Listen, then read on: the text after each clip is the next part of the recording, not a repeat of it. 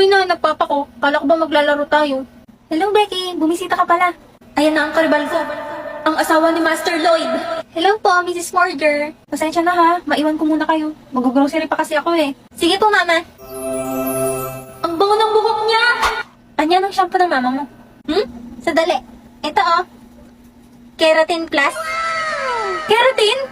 May plus? Ay, naku, wala pa naman akong dalang payong.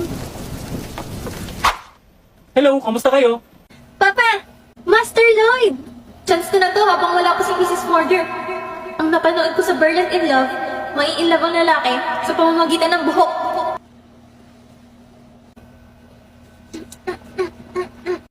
Ha? Anong ginagawa ng mga batang to? Nakauwi na ako. Nandito na ulit siya. Ano nangyari sa iyo? Bakit basang-basa ka? Abutan kasi ako ng ulan eh. Nakalimutan ko magdala ng payong. Sandali lang ha, ilalapag ko lang itong grocery ko. Ang bango. Ha? Ano yan, Lloyd? Ay, sorry. Buhok mo pala yung naamoy ko mabango. Hala, naglalandian si Mama at Papa. Hindi no?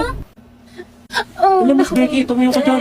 Becky, nililinis mo ba yung side namin? Becky, anong problema? May masakit ba sa'yo? Iba talaga pag nakakera